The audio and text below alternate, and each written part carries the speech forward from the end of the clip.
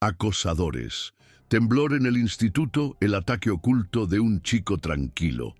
Rubén Hidalgo se movía por el instituto Las Encinas como un contorno discreto en un cuadro abarrotado, de complexión lo bastante pequeña como para parecer que se fundía con las taquillas y las baldosas grises, con unos ojos siempre demasiado observadores para ser cómodos, las manos metidas en los bolsillos de una sudadera con capucha que había visto tiempos mejores, el pelo un poco largo por detrás para que pudiera captar la luz del pasillo si se le ocurría mirar a la ventana y fingir que no estaba contando las respiraciones del día. Y lo extraño era que la gente que lo conocía pronto olvidaba que lo había conocido, que era exactamente lo que él prefería, porque llamar la atención traía consigo problemas, aunque había algo en su quietud que sugería un plan oculto, una arquitectura silenciosa de fuerza que no necesitaba gritar para que su verdad fuera conocida. Había aprendido hacía años que una persona podía pasar desapercibida y aún así alterar el orden establecido. Podía mover a una multitud sin emitir una sola palabra en voz alta. Podía soportar un peso bajo el que otros se derrumbarían y no romperse nunca, aunque nunca hablaba de esto con nadie, porque los secretos como ese tendían a convertirse en armas, lo quisieras o no. El instituto en sí mostraba una cara familiar y bulliciosa.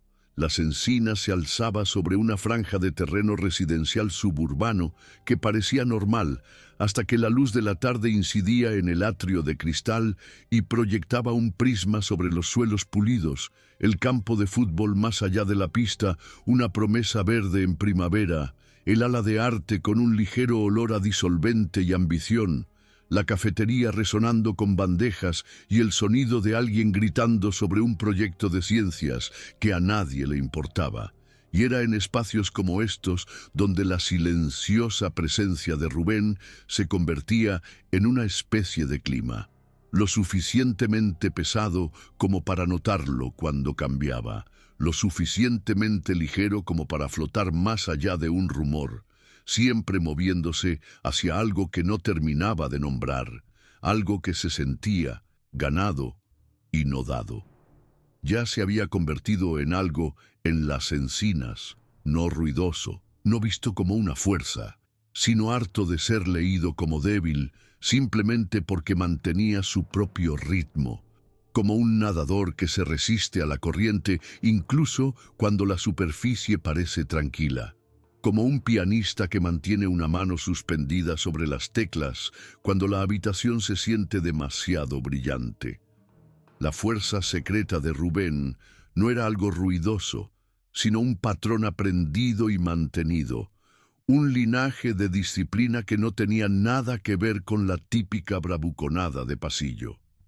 En un cajón de casa yacía una caja maltrecha de cintas VHS de una tía lejana, una peculiar archivera que le había enseñado a observar el movimiento en lugar del volumen, a reconocer el ritmo en la tensión y la liberación en el contacto, un enfoque metódico, casi espiritual, del combate que valoraba el control, el tiempo y la moderación tanto como la fuerza, una forma de dirigir la energía hacia adentro hasta que encontraba una dirección a la que podía mantenerse fiel. Se movía durante el día con ese entrenamiento silencioso, como un motor inactivo que podía rugir en un abrir y cerrar de ojos.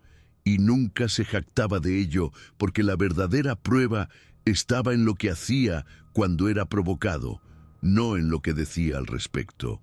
El instituto era un estudio vivo de cada matiz del poder. Como un pasillo, podía sentirse como una trampa cuando una mirada era malinterpretada. Como una cola en la cafetería, podía convertirse en un escenario para la humillación, cuando alguien decidía que el protagonismo le pertenecía. Como las gradas, después de un partido, se convertían en un coro de risas que podía vaciar la autoestima de alguien en segundos. Había aprendido a escuchar el espacio más que a las bocas que le rodeaban, Y así los días comenzaban con él contando las esquinas del edificio como si pudiera trazar un camino a través de un laberinto que solo él podía ver. Los acosadores no eran un mito, ni tampoco un coro de molestias distantes. Caminaban por los pasillos con la misma malicia practicada que un depredador utiliza para buscar debilidad. Y la encontraron en la persona equivocada en el día equivocado. Marcos Ruiz, el líder aparente, era más alto que la mayoría y vestía la arrogancia como una chaqueta a medida. La clase de fanfarronería que ocultaba el miedo a ser pasado por alto en un mundo que recompensaba el ruido más que el matiz. Y su mirada siempre encontraba el objetivo más pequeño, el chico que se movía con la vida de una sombra, el chico cuyo silencio podía ser malinterpretado como miedo. Álvaro Castro le seguía con una sonrisa fría que nunca llegaba a sus ojos, siempre unos pasos por detrás de las decisiones de Marcos, pero ansioso por amplificar cualquier paso en falso en un espectáculo. Y luego estaba Javier Durán, un bromista flacucho que pensaba que el objetivo del instituto era acumular puntos de espectáculo, ver quién se acobardaba primero, quién se doblegaba ante la voluntad más ruidosa. Se instalaron en la gravedad social del ala este con facilidad, comerciando con microagresiones como si fueran moneda, encontrando la más mínima oportunidad para convertir un momento en una pequeña crisis pública. Y Rubén optó por observar en lugar de participar, eligiendo la ruta que lo mantenía alejado del foco de atención y su ira de convertirse en un arma. El primer incidente fue un lento goteo de vergüenza más que un cubo de sal en una herida. Comenzó con un encuentro casual, en un pasillo abarrotado de estudiantes, mientras la campana se acercaba. Un momento en el que un grupo de alumnos de primero chocó con él en una lluvia de papel y agua derramada. Un pequeño caos que podría haber sido olvidado, pero la pandilla de Marcos recompensó el momento con un coro de sonrisas cómplices y una serie de comentarios susurrados que viajaron más rápido que un rumor, convirtiendo el paso silencioso de Rubén en algo frágil a los ojos de quienes observaban. El tropiezo que no era malintencionado, sino dirigido con un propósito. La forma en que un mago inclina una carta para que la multitud, antes silenciosa, crea lo que le dicen, y el derrame de un termo que rodó por el suelo, manchando el hombro de su sudadera con una mancha marrón apagada. La risita que siguió se sintió como un peso físico. Un coro de otros estudiantes que observaron, pero no intervinieron. La clase de público que hace que la humillación se sienta legítima porque es presenciada y no interrumpida. La respiración de Rubén no se aceleró, su pulso no se disparó.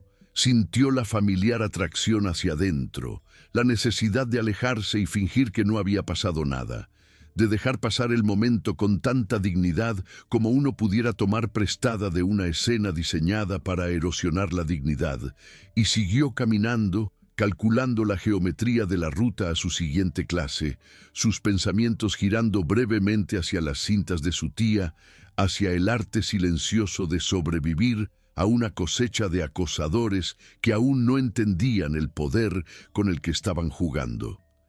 El patrón se intensificó gradualmente. Un tirón de silla cuando se preparaba para sentarse en la biblioteca después de una dura sesión de cálculo. Una broma en la que un vaso de agua se volcaba sobre su libro. Un insulto susurrado en el pasillo, como si las palabras pudieran deslizarse en sus oídos sin hacer ruido. La clase de humillaciones que se sentían como un examen para el que no podías estudiar porque no sabías lo que el examen quería que aprendieras. Y Rubén aprendió algo importante en esos días.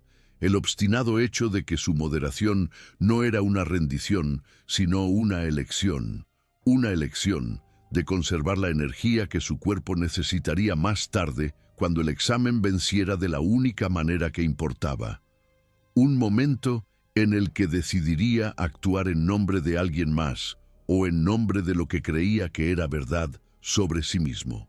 Pensó en la razón por la que el silencio de una persona tranquila podía ser más peligroso que el grito de una persona ruidosa, la forma en que una tormenta paciente e implícita podía hacer más daño al final que un solo estallido explosivo. No se dijo a sí mismo que nunca se defendería. Se dijo a sí mismo que tal vez habría un mejor momento. Un momento en que la balanza se inclinara de una manera que no lo degradara ni a él ni a los que lo acosaban. En la abarrotada cafetería, donde el aroma a pizza de pepperoni y leche con chocolate flotaba en el aire como un sistema meteorológico, la pandilla de Marcos organizó otra escena que atrajo las miradas de muchos, convirtiendo a Rubén en la estrella no consentida de un espectáculo en el que no quería participar, mientras permanecía de pie junto a su bandeja de almuerzo el tiempo suficiente para que el zumo de naranja se derramara peligrosamente, lo suficiente para avergonzarlo de nuevo. Y cuando su silla se movió un poco al levantarse para estabilizarse, el volumen de la habitación aumentó, todos mirando y esperando un chiste o un comentario grosero. Pero lo que ocurrió en cambio fue una punzada de conciencia que no pertenecía solo al grupo de acosadores. Algunos compañeros de clase que habían estado observando con silenciosa incomodidad encontraron su propio valor para apartar la mirada del espectáculo. Y en ese breve e imperfecto acto de mirar hacia otro lado, Rubén reconoció un cambio en el aire, como si el propio instituto estuviera aprendiendo que la crueldad no podía ser contenida dentro de una sola broma privada sin que las ondas tocaran días más inocentes. El gran acontecimiento humillante que marca el punto de inflexión no está registrado en el sistema Dewey de la biblioteca, pero está escrito en la memoria de cada testigo que más tarde afirmaría haberlo visto ocurrir. Ocurre un día en que las pancartas de fútbol de la ciudad cuelgan fuera de las puertas del gimnasio y está programada una concentración para celebrar a un equipo que pronto se verá obligado a reflexionar sobre su propia imagen en el cristal de los espejos del pasillo.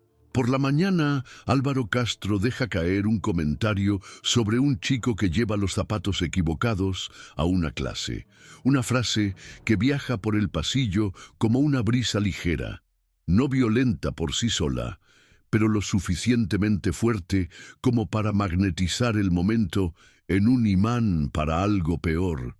Y cuando Rubén pasa por delante de un grupo de estudiantes más jóvenes que lo miran como a un silencioso guardián de las reglas no escritas del pasillo, ve a Laura Montero por primera vez con una claridad que hace que el aire a su alrededor se sienta repentinamente más real. Laura no es de las que se echan atrás ante una cámara o un desafío. Se mueve con una cierta gracia inconsciente que hace que la habitación se incline hacia su presencia y tiene su propia rebelión silenciosa. Fotografía las historias del pasillo, los rincones pasados por alto donde el día de una persona cambia, la forma en que la luz de un pasillo proyecta una línea sobre el rostro de alguien y revela algo verdadero que olvidan mostrar. Tiene un círculo pequeño, casi privado. Otro fotógrafo llamado Miguel, algunos amigos a los que les importa más el arte que el juego social, y se sienta en una mesa de la cafetería con una cámara alrededor del cuello y un cuaderno de bocetos abierto, observando la habitación con una precisión de bibliotecaria que hace que Rubén sienta como si pudiera respirar el leve recuerdo de las cintas de su tía. Una tarde, los acosadores organizan una broma que pretende ser una obra maestra de la crueldad, una demostración autosatisfecha de su control que aterrizaría en todos los corrillos de chismorreos e incrustaría su reputación como los corredores de poder indiscutibles del campus. Se dirigen a Laura directamente, no a Rubén, tal vez porque ella irradia una confianza que no es ruidosa, pero sí potente. Tal vez porque se atreve a hacer lo que otros no hacen, documentar lo que hacen y mostrar al mundo cómo son los rincones ocultos del Instituto Las Encinas cuando se apagan las luces. Un plan se susurra en susurros que no pertenecen al oído, sino al aura entre las personas. Un plan para pintar el proyecto de Laura como una broma, para robar la lente que lleva, para exigir que borre las fotografías que ha tomado del escritorio de arte y de la escalera donde un estudiante tranquilo había aprendido a esconderse. El momento en que ocurre es brutal en su silencio. La lente es arrebatada de su cuello mientras está sentada cerca de la exposición de arte en el atrio. La tarjeta de memoria es tomada, el cuerpo de la cámara dejado en un banco, con su correa enredada alrededor de una silla de metal, y la risa de la multitud se eleva como una marea que parece tener una mente propia, barriendo la sensación de seguridad que antes mantenía el pasillo quieto. El rostro de Laura, sin embargo, no se desmorona. Se tensa con una resolución que Rubén no habría predicho en un primer encuentro. Y algunos de sus seguidores, aquellos que habían sentido las miradas inquisitivas de la pandilla de acosadores en sus propios cuellos, observan con una mezcla de miedo y admiración, dándose cuenta de lo fácil que sería ser el siguiente en la lista de la cruel diversión de alguien. El punto de inflexión llega no con un grito, sino con un acto calculado, casi ceremonial, que pertenece al mundo que ha mantenido privado. La decisión de actuar con moderación, pero con innegable precisión, la decisión de revelar que su fuerza es una responsabilidad tanto como un instrumento.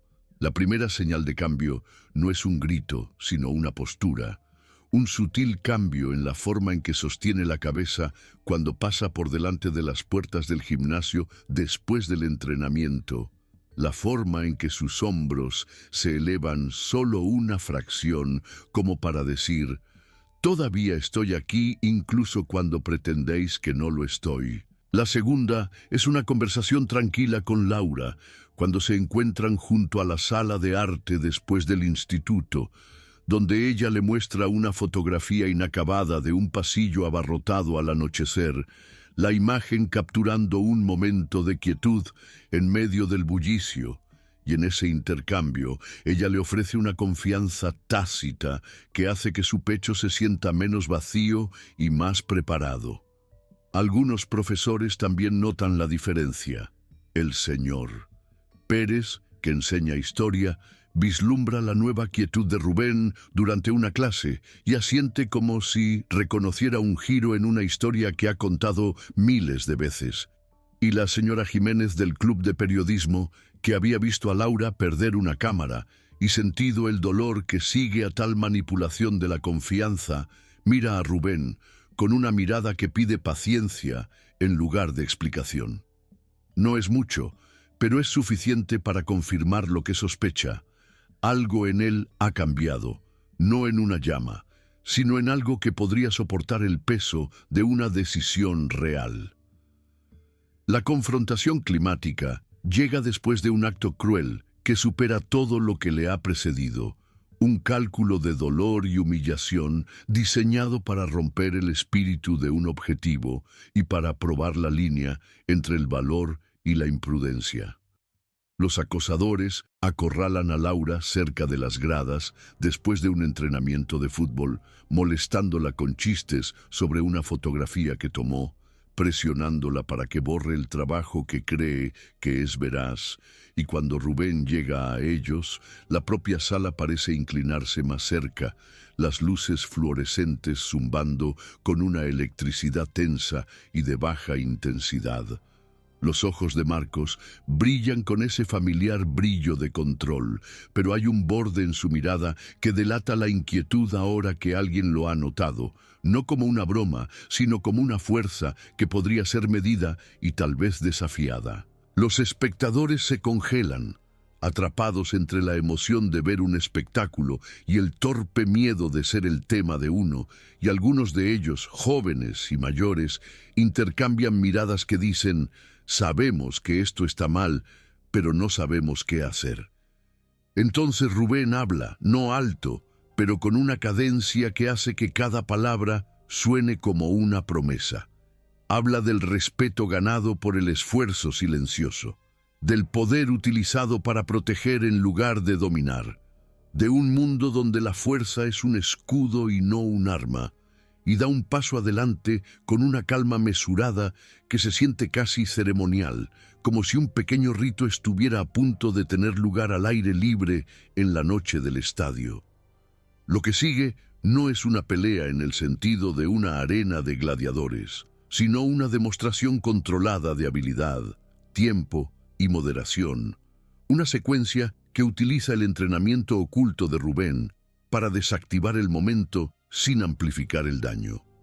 Realiza una serie de movimientos aprendidos hace mucho tiempo con la disciplina de un bailarín y la intención de un estratega. Una redirección rápida y precisa del impulso que desequilibra a un agresor sin golpear con toda su fuerza. Un bloqueo tranquilizador que devuelve la propia energía del acosador hacia él. Una caída que no hiere, sino que enseña. Una liberación que termina con Marcos en el suelo, su orgullo agrietado en lugar de su cuerpo. Los otros dos, retrocediendo con los ojos muy abiertos en la elección entre la retirada y la imitación. El ruido de la multitud cambia en un instante del jolgorio a un silencio atónito, luego a una onda de murmullos sorprendidos, luego a un eco de aplausos lentos que se extiende desde las gradas hasta el borde de la pista. Y en ese momento Rubén capta la mirada de Laura, una breve chispa que viaja entre ellos y viaja más lejos, llegando al pequeño círculo de estudiantes que nunca se habían atrevido a ser lo suficientemente valientes como para levantarse, al profesor que finalmente se mueve hacia la escena con un sentido adecuado de urgencia, a los que observaron y no hicieron nada, pero sienten el peso de su propia complicidad silenciosa. El encuentro no termina con las largas secuelas de ira y humillación en las que confían muchas historias. Rubén no se convierte en un acosador él mismo, no se alza sobre los demás con un nuevo sentido de superioridad agraviada. En cambio, ofrece una mano a Marcos, que lo mira fijamente con una mezcla de incredulidad y resentimiento obstinado, y en sus ojos, Rubén ve la verdad del artista. Cada acosador esconde el miedo de que ellos mismos no sean suficientes, el miedo de que su poder pueda ser arrebatado por algo fuera de su control, y por un momento la sala contiene la respiración mientras Marcos mira la mano ofrecida, y luego a la multitud que ha cesado su risa, y luego a Laura, que está de pie con su cámara bajada a su lado, como si ella también estuviera aprendiendo a confiar en que alguien puede luchar la lucha sin convertirse en la cosa que odia. El acto de moderación es el golpe final que importa aquí, no un golpe que aplasta, sino uno que rompe el patrón de miedo y demuestra que el valor no requiere crueldad. La multitud ve esto, los espectadores incluidos, y sus mentes comienzan a fragmentar viejos guiones que habían llevado sobre lo que significa enfrentarse a los acosadores. Algunos justificarán la crueldad porque es más fácil llamarla justicia cuando nadie se detiene a preguntar si la justicia podría llevarse a cabo sin daño. Otros sentirán un temblor de culpa por haber observado en silencio, y algunos sentirán una chispa de esperanza de que tal vez, solo tal vez, podrían ser valientes sin volverse fríos. Después de la confrontación, la dinámica del instituto cambia en ondas lentas y cuidadosas, no en una reescritura dramática, sino en una serie de reconocimientos silenciosos y pequeños actos que se acumulan en un cambio duradero. Los acosadores pierden su lugar en el pedestal inmerecido que habían construido para sí mismos. La fanfarronería de Marcos vacila en los pasillos donde una vez caminó con certeza, sus amigos siguiéndole con pasos inciertos, mientras que Álvaro y Javier comienzan a asumir el peso de la verdad del momento, sus respuestas confiadas convirtiéndose en pausas incómodas, sus perogrulladas sobre el poder perdiendo eco. Los profesores que una vez dudaron ahora intervienen con algo más que recordatorios superficiales. La administración inicia un círculo consultivo sobre el respeto, y algunos estudiantes que antes ignoraban el subtexto de la crueldad comienzan a cuestionar su propia inacción, tal vez por primera vez viéndose realmente en los zapatos de aquellos que fueron atacados. Para Laura, el incidente se convierte en el puente entre el miedo y el propósito. Fotografía las secuelas no como un triunfo, sino como un momento compartido de responsabilidad, un registro de lo que ocurrió y lo que podría ocurrir cuando el poder es cuestionado, y en el valor silencioso de Rubén encuentra una clase de compañerismo que se siente a la vez peligrosa y transformadora. Una relación que crece no solo del romance, sino de una creencia compartida de que el mundo puede ser cambiado con pasos cuidadosos y pacientes en lugar de gestos ruidosos e imprudentes. La moraleja que emerge no es un sermón, sino una verdad vivida. Defenderse a uno mismo no significa convertirse en lo mismo que uno desprecia, y la justicia no tiene que derramar sangre para ser real.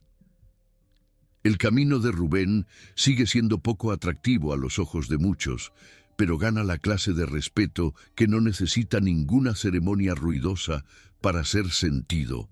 Una confianza entre compañeros que se dan cuenta de que la firmeza silenciosa puede contener más peso que un rugido, que la moderación puede ser el acto más potente de poder cuando protege a los demás y preserva la integridad.